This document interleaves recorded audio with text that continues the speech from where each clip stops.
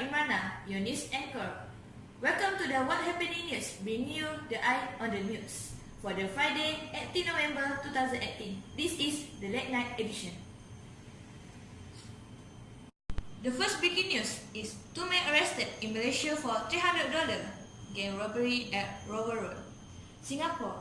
2 men were arrested in Malaysia Tuesday for their suspected involvement in a gang robbery that took place at a Rover Road shophouse last year.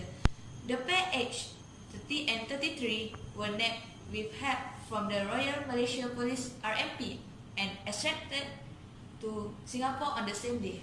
The police said in a statement early on Friday they were alerted to the robbery at 93 Rover Road, which involved $300 at 3 a.m. on December 11. Extensive investigation and established that a total of 12 suspects were involved. They are all Singaporeans. The Straits Times understand that 33-year-old man had allegedly robbed a Bangladeshi worker of the money that he had earlier collected from other works to help remit home. 10 of them were arrested in a series of operations between December and Jan. They have been charged in a court and the case are still ongoing. The remaining 2 men, however, were found to have fled Singapore for Malaysia after the robbery. Gang robbery is punishable with up to 20 years in jail. Assistant Commander of Police Archer Law, Commander of Central Police Division, expressed his appreciation for the RMP for their assistance in the arrest. The SPF Singapore Police Force will do its utmost to track down those who flee Singapore after committing crimes with the assistance from foreign law enforcement agency counterpart. We will ensure that justice is served. Baby sister husband arrested after child dies from physical and sexual abuse. Petaling Jaya, a baby sister, and her husband were arrested after a 9-month-old baby under their care died due to physical and sexual abuse. Kajang OCPD Assistant Commander Ahmad Zafir Muhammad Yusof said the baby was admitted into Sedang Hospital around 3 p.m. on Wednesday by her parents. He said that parents had been sending the child to the baby sister near their house in Bandar Baru Bani, Kajang, since September. The victim was critical condition when brought in and was given CPR. There was signs of injury to the child genital, anus and head, he said when contacted on Saturday. The baby passed away 2 days after being admitted to the hospital. A postmortem showed that the cause of death was a blunt force trauma to the head. There were clear signs of physical and sexual abuse. Were arrested the babysitter and her husband, aged 28 and 36 years old. The husband, who worked as a barber, has been remanded until November 13. ACDC Ahmad Zafir said, adding that the man tested positive for nicotine. The last breaking news for today is Petaling Jaya. Men shoot several times outside convenience store in Petaling Jaya around 7:12 a.m. A man walked out of a convenience store after he bought a packet of cigarettes and was shot several times in the stomach on Monday. In the 4 p.m. incident on Monday, the 65-year-old man was leaving the store at Casa Tropicana condominium in Jalan Persiaran Tropicana when the shooting occurred. Petaling Jaya OCPD Assistant Commander Muhammad Zani Shidin said that gunman was described as 5 feet around 1.7 meter and dressed in white and black. He said that man fled the scene in a waiting white car after the shooting. We believe that he may have had an accomplice waiting in the car for him, ACDC Muhammad Zain said when met at the scene. The victim was rushed to University Malaya for the health treatment. Police are investigating the motive for the shooting while recording statements from witnesses and study CCTV footage in the area. Anyone with information is urged to contact in the police station. Thank you. The next segment, we go to reporters Shamimi Nordin for her international news. The next segment, we go to weather news with Aida Adani.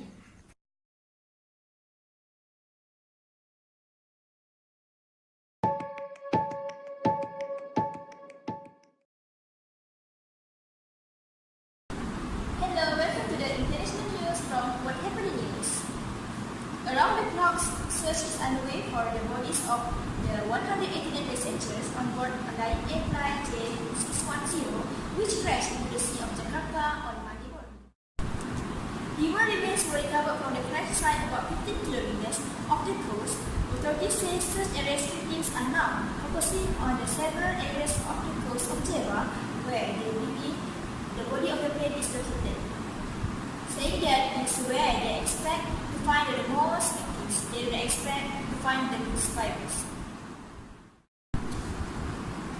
The passenger plane flying from Jakarta to an Indonesian Taimai region lost contact with air traffic about 13 minutes after takeoff on Monday morning. Flight data showed that it made a sudden short dive into the sea. The cause of the crash is unknown. Passenger plane flying from Jakarta to an Indonesian Taimai region lost contact with air traffic control about 13 minutes after takeoff on Monday morning. Flight data showed that it made a sudden shutdown into the sea. The cause of the crash is unknown. Search teams have so far filmed 10 body bags, another 14 bags filled with debris, including handbags, clothing, mobile phones, and driver license, have also been collected. Another search and rescue boat leaves Jakarta's main port for the site where flight JT610 came down. Specialist divers are now working alongside sonar equipment and an underwater drone to find the Lion Air plane and the bodies of those on board. They've sighted the plane's tail but still can't find the fuselage. We want to find the main part of the plane, as the black box usually lies not far from it. Once we find the fuselage, I'm sure the flight recorder won't be far. Authorities say they've already recovered all the debris and remains floating on the sea surface. Wallets, passports and ID cards of the passengers and crew among the wreckage brought to the port. The sheer number of them drives home how many lives have been lost. The head of SARNAS, the National Search and Rescue Agency, Mawasaki, said that no human remains had been found since 11 a.m. on Monday. As a result, an underwater search had begun, involving 30 specialized divers, according to Jakarta Post. Lion Air has brought 196 family members of those on the board JT610 to Jakarta to help identify the remains. The plane went down in waters about 30 to 35 meters deep, and divers were searching areas they believe the plane might be. Based on wide and current patterns, the search is due to last for 7 days, with an additional 3 days if the plane has not been found. Families of those on board waited anxiously for news at Soekarno-Hatta Airport in Jakarta. Forensic officers asked them to assist identification by providing medical and dental records at the police hospital in Jakarta. One of those on board was Sureja Pranoto, who lived in Jakarta with his wife for 2 years.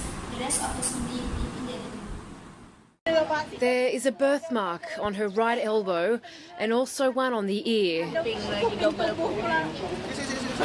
In the full gaze of the media, they're not expecting good news. At the police hospital nearby, where the post-mortem exams will take place, families are gathering to give DNA samples to help with the identification of remains. This young man, an only child since the death of his 3 siblings, has now lost his father as well. He normally avoided Lion Air, but yesterday was in a rush to get home. The 29th of October is the province's birthday and also my mum's birthday. That's why my dad took the Lion Air morning flight. A calculated risk.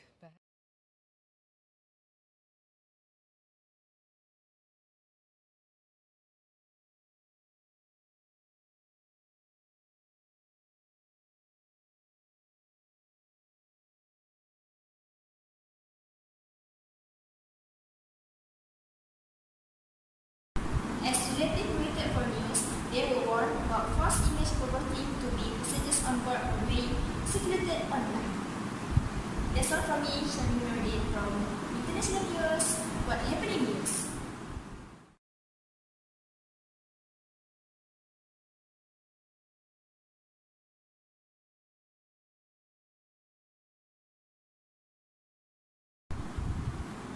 Hello everyone, I'm Adani. Here is today's weather forecast for the state simulation. Now let's see what the weather is like today. In the north of the country, it is very windy and cool. There is a chance of some wind too. The temperature is around 30 Celsius in Kedah, Perlis, Penang and some places in Perak. In the other part of Perak, it is quite sunny today, but the wind is blowing very strong. In the east, it's rainy all day today. There may be a thunderstorm in the afternoon. The temperature is a bit higher at around 30 Celsius. In the west and the middle of the country, there's no rain, but it is quite windy and the temperature is just 32 Celsius. Okay. The south of the country has the best weather today. It's cloudy most of the time, but sunny this afternoon. The temperature is around 31 Celsius. However, right now, there is heavy rain there. So, we're bringing you a live report from Kuala Lumpur. Thank you, Berna from Sripentas. I'm Adani from What Happened in News. Today, I'm bringing you the official report from weather report from Kuala Lumpur. So today there is heavy rain here. For those of you planning outdoor activities tomorrow, you can expect fresh skies for most of the Saturday, but things might change in the Saturday evening with the storm front moving in. But this rain should taper off by mid-Sunday morning. It will be partly cloudy for the most of the morning, but these clouds should move out by mid-afternoon. Okay, that's all from me.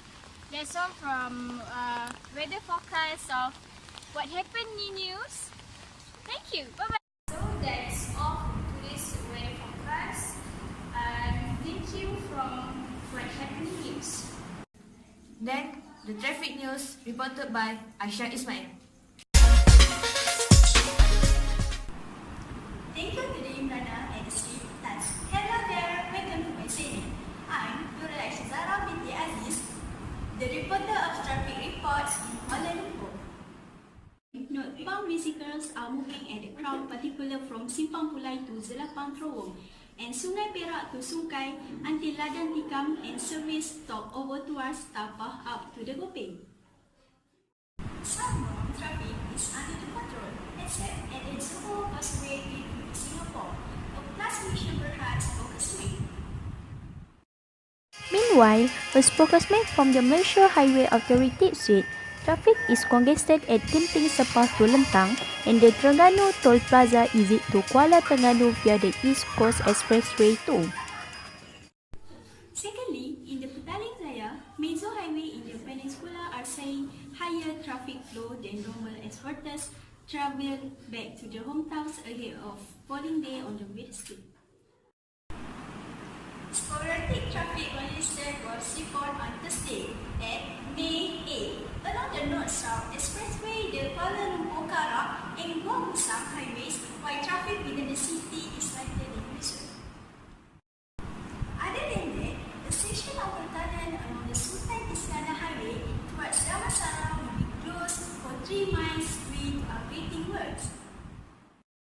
City Hall Corporate Planning Department Head Khalid Zakaria said that the closure of the tunnel was due to the upgrading works along Jalan Tuanku Abdul Halim. Khalid said that the street will be closed from April 4 until July 3 and that the City Hall will be monitoring the traffic at the street.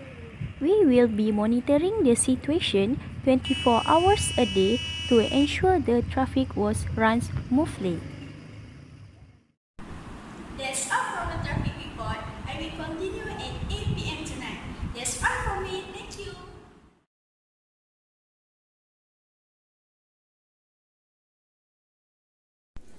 Next, we go to Sport News reported by Aimi Akila.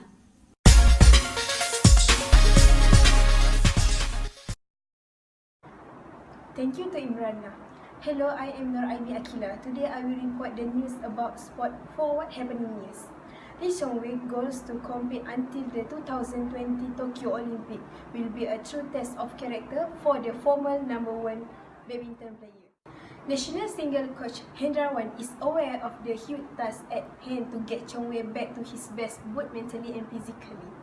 Hendrawan said that it will be a toughest challenge for Chong-wei and himself as he is getting older.